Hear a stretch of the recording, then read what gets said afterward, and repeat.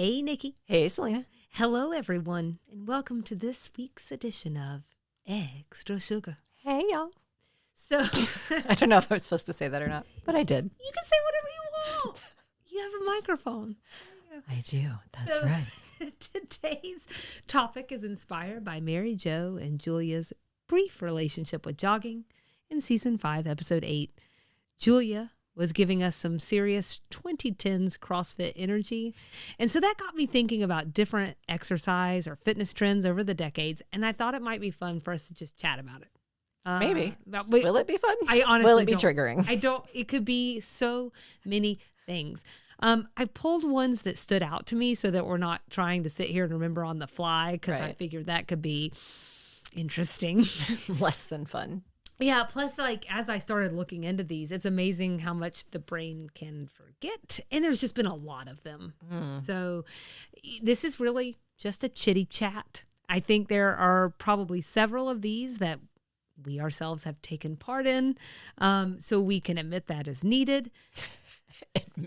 Admit. Some are just flat out hilarious. And boy, oh boy, do the time capsules abound. So really, you just jump in wherever you want. I did pull like some things about them in case people don't know what they are, or if I Are you going to mention Tybo? Oh, girl. Okay. You know I'm going to. I did notice some themes as well. Okay. The general, we love contraptions. We are quite susceptible to marketing. And just one person, the right person, can start an entire movement. So Billy Blanks. That's right. Then related, we'll touch on why these fads always seem to get us every single time. Because we want to be skinny. Well, skinny gives you value. Believe it or not, that is not in the mix of reasons, but I would love for you to join. Not my reasons today. Oh, okay. Yeah, I was gonna say, like not in the world's reasons. People are lying. But it's a little bit more commercial than that. So here's how we're going to do this one. We're going to take it by the decade, and I included it in the decade it was created for the most part until I break my own rules, and then like not necessarily when it became popular. So you're welcome to comment on that as well if you so please. We'll see. We can also spend as much or as little time on these as you want. So we can set this pace. Okay. Up first is the 1950s. That's why I said we can spend as much or as little time on these as you want. And the first one is the hula hoop. Now, I'm going to tell you that for me, I just thought this was a toy. I didn't realize that this was like an exercise thing. I keep getting these TikTok ads for what I would call the elevated hula hoop. So it's like a weighted hula hoop, I think. It's so funny that you say that, because I have on here that today you can get a weighted one if you like. I get those ads all the time. Yeah, I would not have guessed that it was a fitness fad. Yeah, it started as a toy, and then it eventually becomes a fitness trend. So as these things do. Yeah. So, when is my skip it going to come back into style? Those are fun. I do. It started as a toy. When do I get to do that for fitness? I'm just going to tell you. Well, you got to start the trend. Get it going. I should. Yeah. Let's talk Skip fit. Let's talk about. Don't steal that. Don't give all the ideas. Don't give away the gold.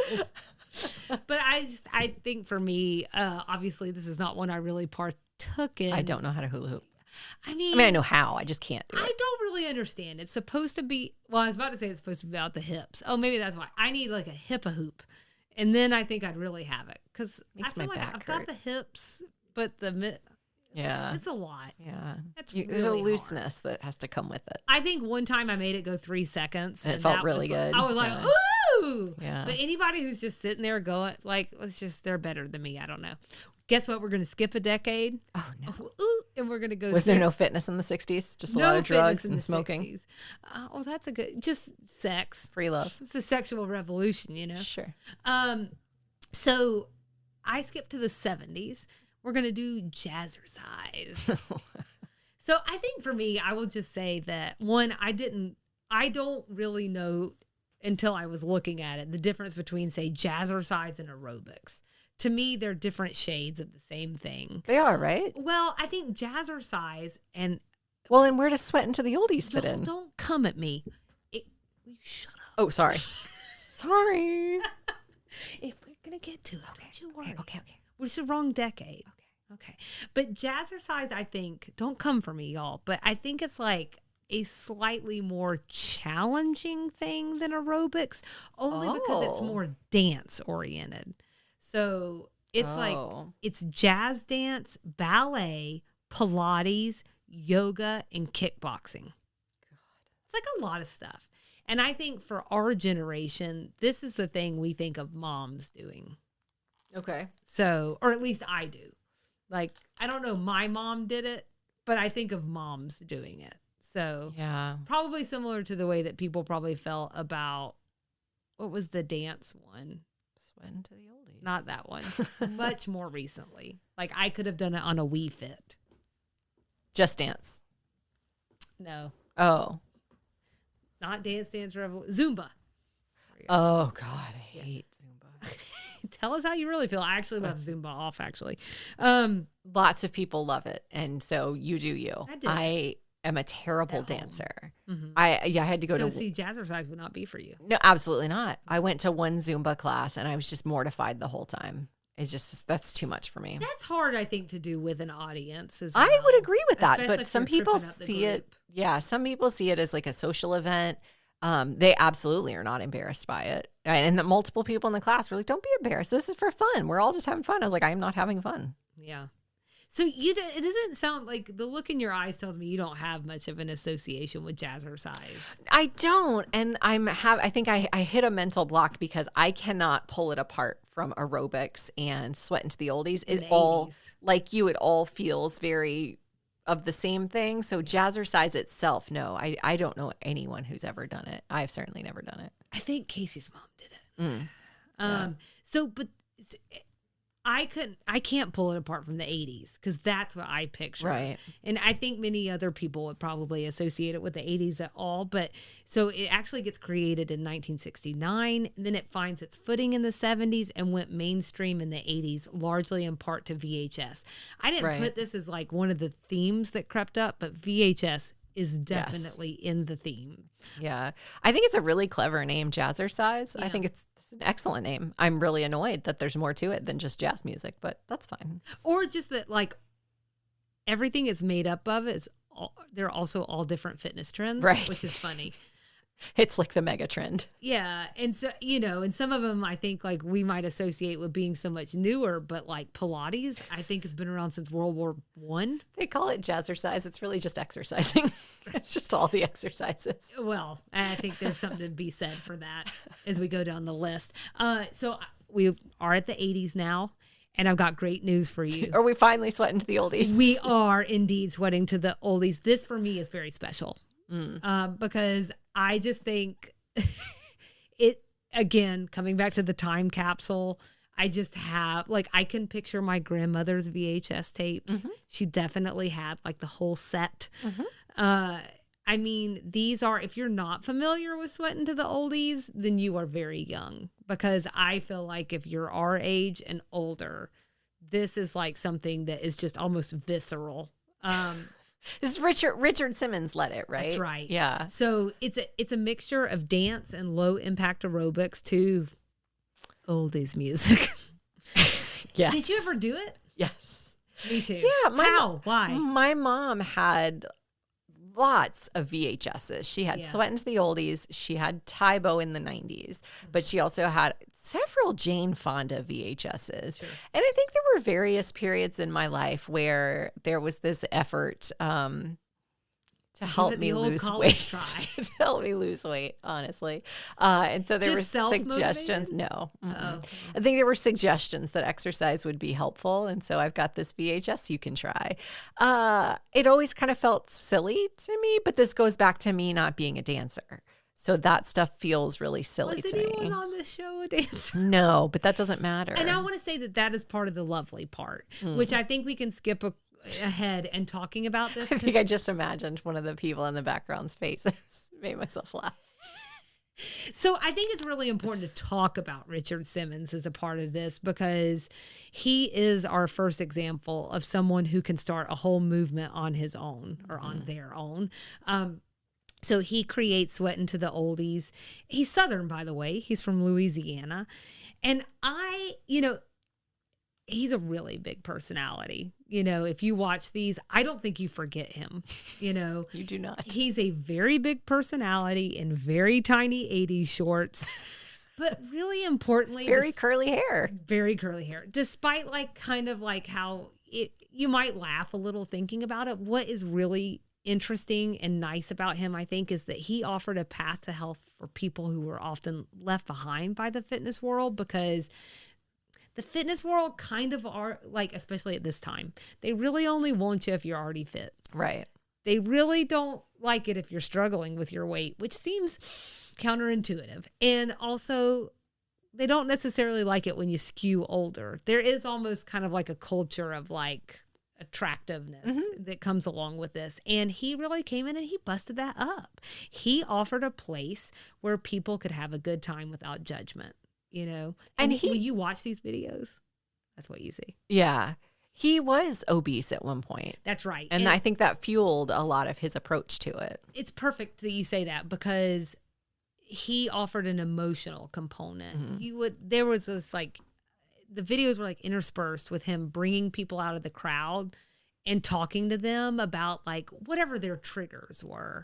And I thought that was it's different. Humanizing. Absolutely. And it is, I think, a lot to do with the fact that he was struggling with his own weight when he was younger. And I think he really cared about people, and that was special. I am a person who cries during Peloton rides, fitness-oriented stuff, especially people pushing through really hard circumstances, but still focusing on themselves and trying to prioritize their well-being. It just gets me. It gets me deep. I will full on cry in a workout. And I'm sure there were times with those Richard Simmons videos where I'd get misty-eyed hearing because there's so much infectious energy from him. And then the people in the audience are thrilled to be there. And then they're talking about these very emotional things. Yeah. I'm going to cry. And I haven't seen a Sweat into the Oldies video in 25 years. Yeah. So he, interestingly, hasn't made a public appearance in nearly 10 years. There's a lot of speculation that I'm not going to add to there. But what I will say is the reason I'm bringing that up is because I think if you're really young, Richard Simmons, that may not mean anything to you. That name may not mean anything to you. If you are our age, it's almost hard to explain just how absolutely ubiquitous he was in the culture. I mean, he was everywhere. His image is burned into my brain. Is that fair for you as well? Yeah. Okay. Yeah. I mean, he's been parodied a lot. A lot. Yeah. Not all negative or hateful, No. just because you said, he is a really big identifiable personality. Yeah. But there was definitely probably some hatefulness buried into that somewhere. Well, it's the world. Yeah, That's exactly. what we do. We build you up and then we tear you down. But I think anybody who makes it to The Simpsons, they're an icon. They're kind of a big deal. Yeah, he was definitely a very big deal. Yeah.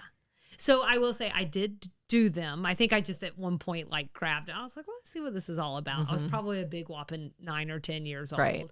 And it's fun. You're just moving around, but I felt goofy. I just feel silly most of the time doing aerobics type stuff. The way they tried to make aerobics digestible for people and fun for people, because that's ultimately your ability to stick with a fitness routine depends very heavily on how you identify with that routine, which is the whole 100%. Thing with Richard Simmons. He was appealing. He was someone people wanted to hear from, and he did it in a fun way. So for me, that's not fun. So I would never stick with it. It's just not fun. I don't like it. But I could see where it's infectious for a certain group of people, and I'm really glad they found that for themselves. But I have done it, and I did not enjoy it. I felt silly. All right. I understand. Next up on our list is the Bowflex Home Gym. Oh. It was created in 1986. Now, my relationship to this and a few others on this list is literally it's the thing that interrupted my cartoons. Commercials. Sure. Yeah. Right. It was the infomercials. It was the commercials. I've never touched a Bowflex in my life as far as I can remember. But I definitely know I can see the commercial. I'm sure I have. Was Billy Blanks not in those commercials too? I don't know. Who's the Bowflex guy? I would think there are several of them. They all have mullets in my head. I don't know why. But it's so, I mean, I think the gist of this one, if you're not familiar with a Bowflex, is like instead of it having like the big heavy weights, they had resistance bands and that like created tension as you pulled them. In addition to making you buff, they were promoted as saving you space. But I think that's because that's also where you slung your clothes personally. And then according to Men's Journal, their decline in popularity had to do with a series of recalls and then apparently one deadly incident. I don't know what the deadly incident was, but if you've ever seen The Machine, you can almost imagine. Kinda, yeah. Okay, and maybe it's like a bunch of cords. Yeah, maybe it wasn't a famous celebrity who was the Bowflex guy. I found someone on Instagram claiming to be the original Bowflex guy. Oh, you gonna show him? Oh, I will in just a second, but I just found an article that says that darn Bowflex commercial is cheesing me off almost as much as that Miss Cleo lady. That's how ubiquitous Bowflex was in terms of commercials. Oh, okay. The caption says he looks like Dennis Quaid. Yeah.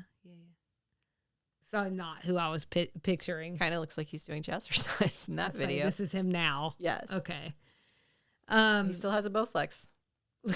Hey, I mean, you can still get, that's the thing about most of these things. You can still get most of these. So this is also serves as an accidental commercial. So crazy. Like, do they just have a warehouse or are they building them on demand? I got no idea on that one, but the next one I have, you already mentioned, and this is the Jane Fonda workout. Oh, no. I don't mean like that. Just that your mom had the tapes. Mm-hmm. So you've done the Jane Fonda workout. At least one or two of them, yeah. She might have had a step workout too. My mom had it still to this day, has a step. Sure. She still has a step. Yeah. And so I think Jane Fonda had one of those too. Well, she, like when I say the Jane Fonda workout and you mentioned in the step, it's like very important, I guess, here in this context. I don't know if it's very important in the grand scheme of the world, but to mention that like we're talking about aerobics. That's what the Jane Fonda workout was. And like aerobics had existed for a long time, but Jane Fonda like takes it to a whole nother level because she mainstreams it. Yeah, she's Jane Fonda. She puts aerobics on the map. She popularized a whole fitness look. Anytime you see someone goes to an 80s party and they're wearing like the sweatband around their head and the leotard and like the leggings, sweat socks and the legging, all of that is all Jane Fonda. And we talked about this right here before is the fact that she has one of the best selling home videos of all time with over 17 million copies sold. I've never done it. My grandma, I think, had these, and I think I probably found it when I was like a big whopping 7 years old and was like, what am I going to do with this? Yeah. This looks weird. Yeah.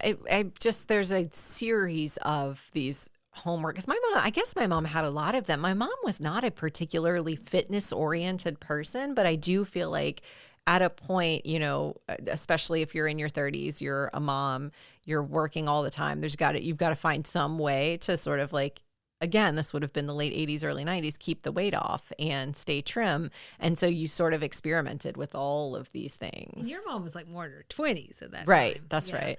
And I think, and I think it also kind of speaks again. I don't think I can say enough how big VHS is a pop out in this. Right. It made everything so accessible. Like you didn't have to be a yuppie in a gym. The video clubs where you would join them and you would buy, like my mom was a part of this, and you would buy X amount of videos and they come once a month, like a fruit of the month club. Right. Except it was like that's relatable. But like, you know, a subscription box. I had it looks like today. There were CD versions of that where you would get CDs. Mm-hmm. You like CDs? I've been part of that. It's been well established. So the next one on my list is Buns of Steel. My mom had this one too. So I thought it was the weirdest name. Okay, so here's and the cover was a little bit weird. Well, it was a picture of a butt. Yeah. So I'm going to go ahead and just say that I've actually done Buns of Steel more times than I can count. And Thighs of Steel. There's also an Abs of Steel. My mom didn't have that one. So I went and I took these tapes from my mom at some point. Oh. And probably when I was like 15. Mm-hmm. And I was still doing them when I moved into this house. Oh my gosh. Let me tell you why. Because you had firm buns. They're good. Uh-huh. Not my buns. The tapes. They're steely. I think they were more like Reynolds wrap. Cheesiness factor I cannot get past. Oh, like, the whole thing, but like absolutely awful title. I love body weight moves. Is like one of my favorite workouts, and it will always be like ingrained in any routine. So you're not doing it anymore just because you don't have a VHS player anymore? Probably, honestly. So, but it's true. I sense a Christmas present coming. Oh, I'd be so excited. Enjoy your VCR. So you've seen them then, and you saw your mom do. Yeah, I'm sure I've done them before. I used to know them by heart. Haven't done. Oh my gosh. I took them to my friend's house, and my friend Sarah's mom still talks to this day about how she would come downstairs, and I had snuck down, and I would be doing workouts like early in the morning in their living room before anybody was up. That's not orthorexia or whatever exercise. Sick person. You just would get past. You didn't mind people seeing the cover. Seeing like a little 15-year-old like down in their like basement or something, and you'd be like, "Honey, can I get you some cereal?" 1990s. Oh no. The Thigh Master. Oh, I've never used one of these. I never had one. I mean, this comes out in 1990, so I was a little young. But wouldn't every house have had? Mine didn't, but it feels like every house would have had one. Certainly, I went to like either my mom's friends, like if I was like a tag along to those situations, or my friends' parents or something had them, because I've definitely used one before. Again, it seems very dangerous. Like what? Knock out an eye? There's springs involved, people. There are springs involved, and it's between your thighs. So this is the first little contraption on the list. And it's like, it is a resistance coil, and it's a spring. You stick it between your thighs, and you squeeze it with the goal of getting Suzanne Summers' legs. Over and over again. Yeah, because she is the face.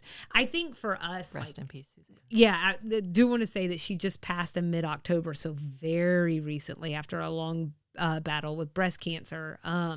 She is the face of Thigh Master. But I think for our generation, she was TGIF step-by-step mom, you know? And the Thigh Master. And the Thigh Master. And I think also, I don't even think, I think probably very few of us, myself included at our age, was watching Three's Company. And I watched it in reruns. Reruns on Nick at Night. It was on like TBS during the day and stuff too. So I think that is also a connector point for me, but I think for most people our age, that's probably not true. But she was just like she was a really big deal. She was also another ubiquitous figure. And apparently they stopped counting after 10 million were sold. So I can't, why would you stop Why would you counting? do that? Just keep counting. I'd be aiming for 17 million to beat whoever. Jane Fonda. Just beat them all. So her infomercial is really legendary. And about 10 years ago, she was actually inducted into something called the Direct Response Hall of Fame. And I actually did track down that infomercial that I must have seen like 2 million times as a child. Don't worry. We'll be sharing the link. Yes, it was another cartoon ruiner. This is going to be one, it's going to unlock some core memory because I cannot pull it to the top of I can remember the Bowflex infomercial right now. That dude was ripped. It's like just her sitting on a couch. Just doing it. Thigh mask. Doing it. Also, I have to mention that I found in Men's Health Journal that the guy who created this also created the mood ring. So if that doesn't tell you everything that you need to know about these contraptions. Wow. They're like just cash grabs. So crazy. Next on the list is the ab roller. Oh, that looks really hard. Okay, so you haven't used this either. I don't think so. This is like also one of those things that was at like friends' houses. Like parents had them. It first comes around in the mid-90s. I didn't have a lot of friends. It was marketed as a more effective workout. I don't know how to... Or is it more that you weren't the sick kid that was in there like, oh, can I use your Thigh Master? So then my friends' parents just didn't care about fitness. I I don't know. I've got to do some self-reflection. I've seen these things at the gym, though. I think we'll both be doing self-reflection after this one. Yeah, well, yes, I have seen them, and it makes more sense there because they're kind of big. It's about as convenient as me having like a regulation-sized bow and arrow downstairs in my living room. But in the workout I literally just did Thursday, they said we're going to do a core move, or maybe it was yesterday, we're going to do a core move that mimics the ab roller. Oh, really? So it was just like hands and knees, getting yourself all the way out into a flat position and then coming back up, but the same concept of rolling out and in. And I guess that was the draw too, because you could position them and use them for push-ups. You could do all of these other things with it. Bad News Bears, it's like apparently only slightly better than a regular crunch. Sounds right. But I think the whole thing was like it kept you from straining your head and neck. Yeah. That was what it was sold as. I'm doing the motion for Nikki. You're welcome. Because I had forgotten how to do a crunch. And but you can tell that I'm using the ab roller right now. This sucker made $1 billion. I bet it did. That is amazing. Making me think, what kind of random kitschy fitness thing could I create? And can we market it as a sweet tea and TV product? We've tried all of the dumb things. We know what we're talking about. A protein-based iced tea. Yeah. Delicious. Not terrible. Like bone broth. It's just like in the bottom, it's like just 3 inches thick. Protein. All right. Well, you'll be very excited about the next one because it's the first one you mentioned. It is Tybo. Oh, yeah. Zoomers may not know Billy Blanks. Which is a shame. That's right. But if you grew up in the 90s like we did, he was another figure who was larger than life.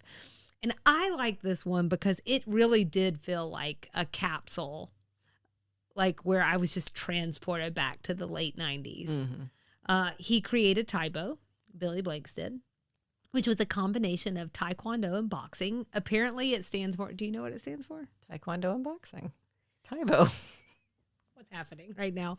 No. It stands for Total Awareness of Excellent Body Obedience. And That's such garbage. I have something here that says, sure. That's so stupid. So Tybo made cardio boxing and kickboxing explode across the country. I never did Tybo. Oh, really? But I did kickboxing. Tybo videos are probably, with potentially the exception of maybe one more you're going to mention, the ones I can remember most vividly. I remember the sheen of sweat on Billy's face for the entire workout, how buff. He was completely ripped. So buff. Yeah. And I'm like a chubby 15-year-old standing here like, how do I look like him? When is this going to happen? How do you look like a buff man? How do I look like a buff man? A buff covered bald in man? The sheen of sweat. Yeah. Well, not bald, I never shaved looked head, like him. Yeah. But, you never looked like I never looked like him. It didn't work out for me. Okay, spoiler alert. I don't look like Billy Blanks.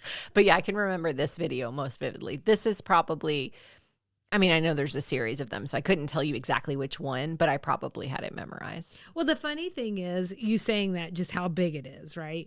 And I didn't know this until I was looking into it, but in 1999, it outsold every major home video release, including The Matrix. And unless you were alive in 1999, I also can't explain to you how big The Matrix was. Mm-hmm. So, I mean, that's probably been on a The Simpsons. mainstay, but probably. So. Spinning is next on my list. Uh-huh. So I don't know if you know much about the genesis of spinning. Do you, by any chance? Okay, so bicycling. It's all started with the unicycle in Victorian England. I wish you did. I wish you did. So both the indoor bike and what is spinning is a fitness program are attributed to competitive cyclist Johnny Goldberg, or Johnny G. So I've seen different backstories for how he came up with it. In one account, it said it all started because he was tired of weather impacting his workouts. I also am tired of weather. Just in general. Others report he came up with the idea after nearly being hit by a car. Perhaps it's both. I was going to say, it's not that mind-blowing of a concept. No, well, certainly I love to bike ride, but I can't get on my bike right now. Well, certainly being struck by a car would impact your workout. So, sure. I mean, they both feel it's like a minor inconvenience. Reasonable. Yeah. attributions. Two things can be true at once. That's right. So he partnered with Schwinn, the American Bike Company, and we get our first stationary bike off the ground in 1995. Doesn't that seem late? It really does. Yeah, I did not. It's not like I read that and then it was like, let me cross-reference that. So, but I feel like I can imagine a really big, bulky 1985 stationary bicycle. It seems crazy to me, but maybe there's something going on here that just makes it a spinning Maybe you're bike. lying. Well, that is what this whole segment is about. I love spin. And that's what I was going to ask, because I feel like as we go across this list, I would argue that this one has more staying power than almost anything else that we'll talk about, if not the most. So I don't know that I have actually taken part in the spinning, what would you call that? Like curriculum or like the spinning umbrella. Program? I just like Peloton. It's a spin bike. It is all it is. And I do the Peloton workout. So I don't know if there's like a, you know, like jazzercise is trademarked and spinning, I'm sure, is trademarked. I think this will come up very much so when we get to why we keep falling for these fitness trends. Mm-hmm. But I think that's fair. It's almost hard to like, for me, the way that I'm like, aerobics, jazzercise, what's the difference? You know, where I'm sure there's someone who's very steeped in it is like, idiot, you know. But for me, I'm like, That's kinda I think what makes spin so exciting is it merges music in, which I think is also what makes running bearable for me, is to run with a very specific playlist because I'm motivated by music.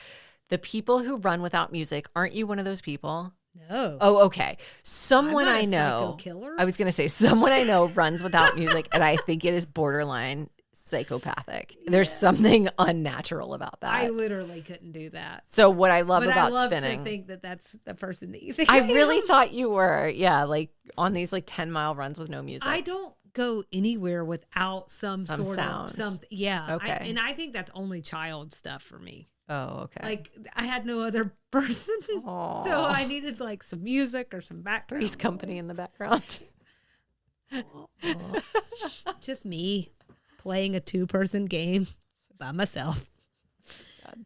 Hey, you know, it's why we become actors. So spinning, I have never taken a class, so I don't know, but I do know I think almost all my friends have. It's a big, huge deal. I bought an adapter when I was doing triathlons that I could set up my road bike to make it a stationary bike inside because climate really is a challenge. Sure. And biking on the road really is a challenge. So like in Atlanta, if you can get away to one of the greenways that allows bicycles, it's fine. But like otherwise you're racing on the road, and that's a terrifying place to be in Atlanta. Yeah. So even in the suburbs, it's scary. People don't know how to drive with bikers, and some people like my husband hate people who ride their bike on the road. So I had adapted it to a stationary bike. Yeah, that makes sense. It's a good idea. Wasn't mine. Well, I'm not a millionaire. You're not Johnny G. Johnny G. So moving along to the 2000s, pole dancing classes and stripper aerobics. I don't know if there's really anything more to say except what a time to be alive.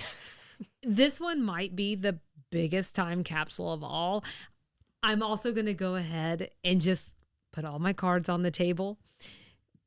My roommate and I had the Carmen Electra DVDs. Oh my gosh. I actually double checked with her because I couldn't remember. Her aunt bought them for her. I can confirm through her also that I did do them. I literally don't remember. Now she sent me one of the video, like a YouTube video of it. And once I saw what Carmen Electra was wearing, because there's a routine where she has like pigtails, which is like past the pigtail point. Past the pigtail point. It sort of came back for me a little bit. But yeah. Listener, I did it. Dixie Ann probably knows the King of Queens episode where Carrie does a pole dancing class because he thinks it's going to be like this super sexy thing. So he like encourages her to do it, and he even gets like a VHS for her to try. Turns out it wasn't particularly sexy. And that is what me doing pole dancing would be. A lot of like groaning and creaking and falling on the floor. It just, I don't know. It's just such a weird thing. And it kind of reminds me of like, it's not The Onion where I read this article, but some article that was basically poking fun at like these fitness trends that come up. And I think they were like making fun of free days, where you just eat whatever you want. Like a cheat day. Yeah, like a cheat day. And so talking about you have to add guilt to it, assign a morality to it. It's cheating. Got it. Now I get it. And so like where they're like, well, first I ate 17,000 donuts, and then they were like, and the next day I went to the cargo shipping class. And they were it's dock working. and it does feel like this sort of works its way into fitness trends. And there's just something that like, I don't know, it's really crazy. Next on the list is P90X. These were 12 high-intensity workout DVDs created by Tony Horton back in 2003.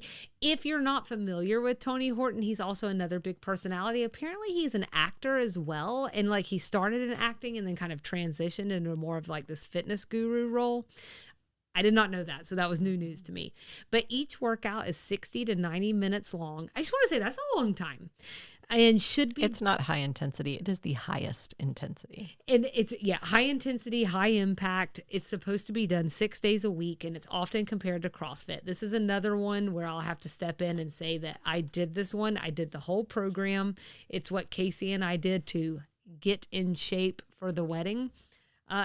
It works. What I will say is that I just don't know how anybody can do it in perpetuity. It's so hard. It does introduce this idea of muscle confusion.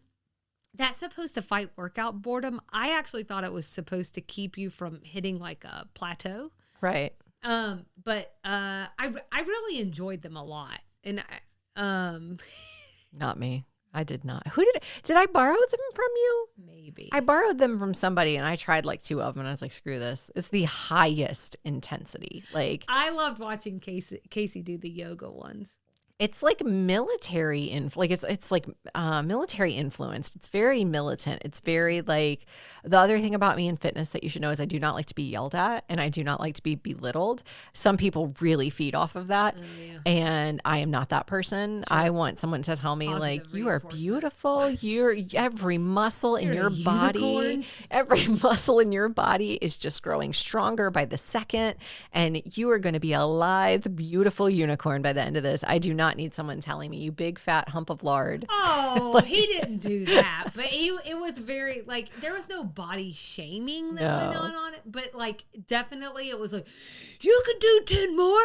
Go ahead and knock out 10 more. To me, the undercurrent is almost like you are not enough. And it's going to take 2 more videos. It's going to take 4 more days of torture for you to be enough.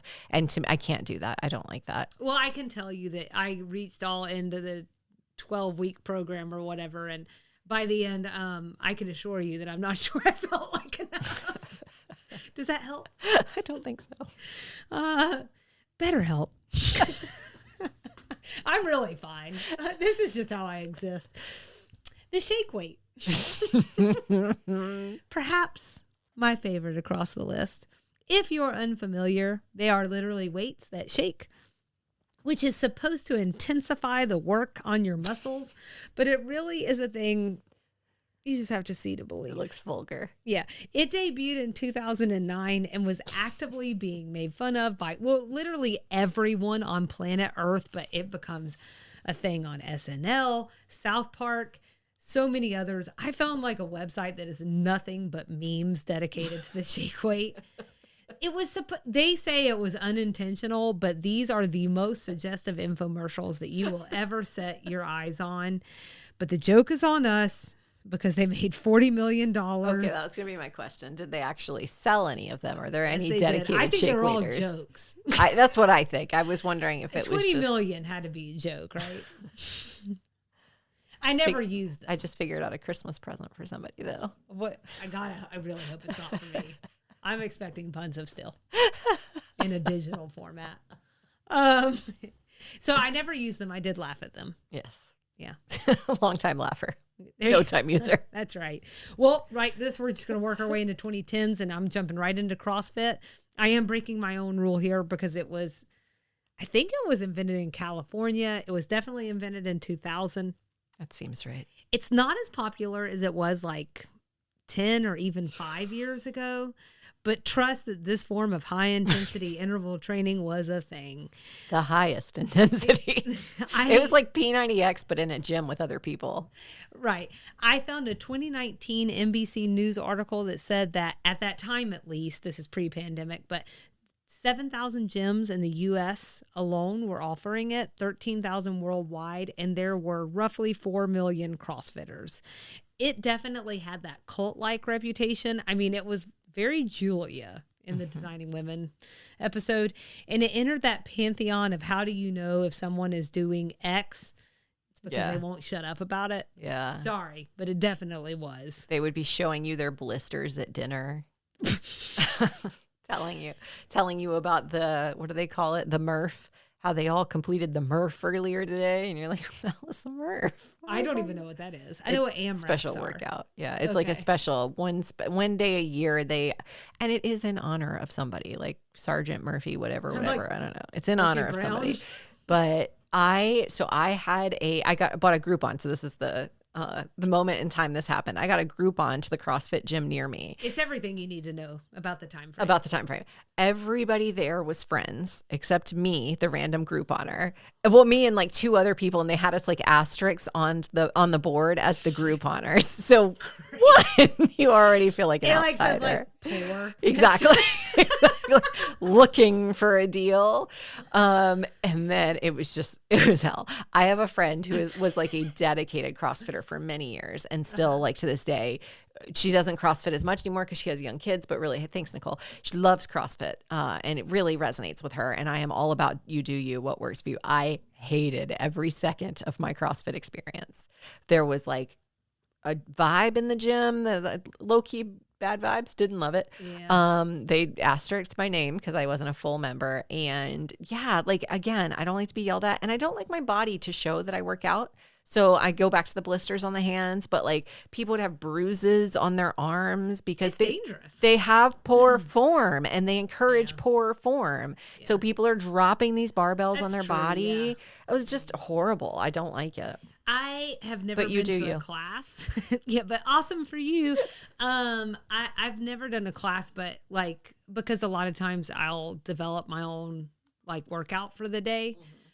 There's a lot of those that you can find on Pinterest and other websites. And so I've definitely done like the as many reps as possible kind of workout before, which I like. I'm a workout by myself kind of gal. I do not enjoy group classes. Spin may be the one exception, though I do much prefer doing my spin workouts on my own too. I just like to be in the basement by myself when no one else is around. I'm going to tell you what, this is a really excellent segue into the very next trend, which you have already mentioned. So we know that you're dedicated to this particular trend. Oh, Peloton. That's right. Yeah. I would argue that this one has or had soared to even higher heights of cult-like status than CrossFit. These first entered the scene in 2012. I don't think I heard about this for at least 5 more years. I think it was New York exclusive and maybe like a studio in London. Yeah. It didn't expand. Which is how a lot of these start out, like these little nuggets. But I'm also usually behind these kinds of things. What's the other one? Oh, no. I don't know. There's a Peloton competitor. Gosh, it's gonna kill me. But they were competing studios almost. And then you're gonna get into this, I'm sure. But Peloton took off during COVID, and this other one didn't. Well, so I don't know. I'm gonna go exactly on that, but I think I'll work my way around it, and then I'll give you time to Google because I know it'll drive you crazy. It's just gonna kill me. So if you don't know Peloton and you'd like to crawl under that rock. From that rock right now, it's a high-tech bike that gives users the ability to take studio style Soul Cycle. Sorry. Nope. Ability to take studio style cycling classes from home. It's also really well known for its deep bench of motivational instructors that Nikki's already talked about. Those folks have reached their own kind of celebrity status in some regard and in some cases. And then there's this app which provides access to hundreds of workouts on and off the bike. They're pricey. They're $19.95. That's $1,995, not $19.95, plus delivery, and $39 a month for the subscription for live and on-demand classes. if you use it, it totally makes sense. That in the long run is going to run you way less than a gym membership. If it is going to be a clothes hanger, then it is not worth it. I thought they'd hit some snags, and a recent CNBC article confirmed that was the case. They went from a market cap of around $50 billion during the pandemic to issuing a recall on one of their bikes in 2021. Then the following year, they reported a $1.2 billion loss in just one quarter. And wow, how does that compare to $50 billion though? I don't know. But they laid off thousands of workers and their CEO stepped down. So they've been pivoting. I think they're actually trying to put more things like in hotels and so having to pivot away from what was working during the pandemic, because I think a lot of gym rats were ready to get back in the gym. Yeah. I think Peloton was a victim of its own success. Yeah. And yeah, I think people just wanted to go back. They are very expensive. I actually started as a digital only user. So I had like an off-brand bike. I think it wasn't a Schwinn, but it was something similar to a Schwinn. Schwann. It was a smart bike, but like only smart with that particular user, like company's studio, which was not nearly as good as Peloton. Yeah. So I wouldn't even use the onboard system. I only would link up with Peloton. I had a whole workaround. I did that for a long time because that bike was $250 versus $2,000. That's quite a difference. But then Kyle's company ended up reimbursing. They have a fitness reimbursement they offer the employees, or like a wellness reimbursement. So we used it we rent a Peloton because they pay for it. And can every company learn from Kyle's? Yeah. Yeah. So that's how I have one. And every person who does Peloton has a favorite instructor. Yep. And mine this is how I learned this about myself, my personal style. My favorites are the motivational ones who want you to really dig deep. They don't care about like body image and all that sort of stuff, although they are beautiful. Well, that helps. Mm-hmm. So my friend Alyssa has one and I've used hers. It was a hard workout. It can be really hard. Yeah. Yeah. And I mean, cause you can pick different levels. Mm-hmm. I've also used the app like several times, the different workouts. It is impressive, the wide variety of workouts. Mm-hmm. I will just say that for me, I didn't love it. I don't love a bike workout, honestly. I think it bores me. So when I work out, I watch TV, and which most people can't do. So I realize I'm the weird one. But I'd rather watch something that has me engrossed, because then I don't think about what I'm doing, which I think is the problem for other people. But I might be the biggest muscle memory person, so I can literally sit there and not even really realize I'm still working out. So you're not making the mind-muscle connection. Oh, I do. I don't know. So well, that's a good point. But I mean, I haven't tried a bunch of the different instructors, but I don't think they're ever going to dazzle me they're just not as interesting to me as watching a plot on a TV show. It does suck that you have to watch just someone in front of you bike the whole time. They have expanded it now where you can use Netflix on it if you just want to ride. For me, I'm not a huge fan of just working out to no end, like just sitting there and biking. I mean, I will. Like, I definitely will get on the treadmill while I'm working, and like, you know, I have a little thing that goes across the treadmill so I can type at the same time just to walk. But like, biking into nothingness is not going to do it for me. I need a roadmap. Yeah. I need to know what I'm working toward. Yeah. I always thought they should have one. I mean, it would be a $15 million machine, but it like you immersive, would get all the way inside of it. And then it would even do like weather patterns, and then you could pick different places. And I know what's his name? Tony G wouldn't like that. That's right. I know you can have ones where you see it on the screen, like you're riding somewhere different, but I mean, all around you, where it's almost like one of those like 3D roller coasters, and so it feels like you're running through Paris, or or biking through Paris. Okay, well, 2020s. Really, I'm just summing up this part by saying that like we are in that period of fitness apps and virtual coaching and online classes. We're already talking about it. These really picked up in popularity during the pandemic. I found a U.S. News and World Report article that framed these as undoubtedly here to stay. And I do think that's true to some extent, but I don't think it's quite the game changer that they thought it was going to be 3 years ago. I just don't think any of us knew what the world was going to look like at that time.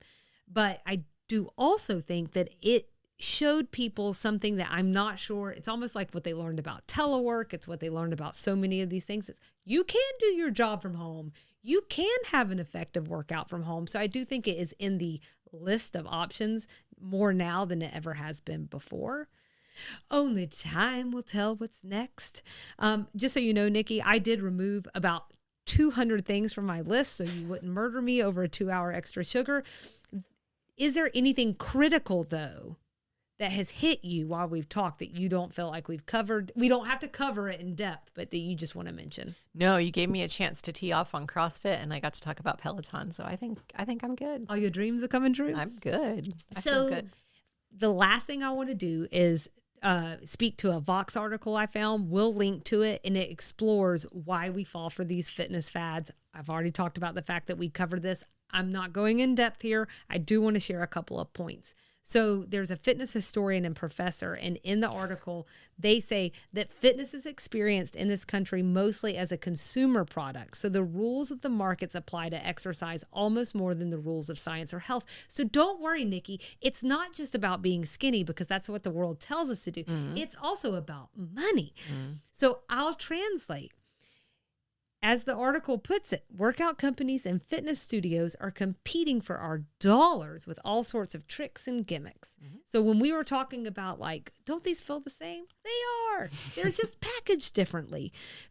Another thing that is important in this, though, is that people really do get bored in looking at differences over the decades.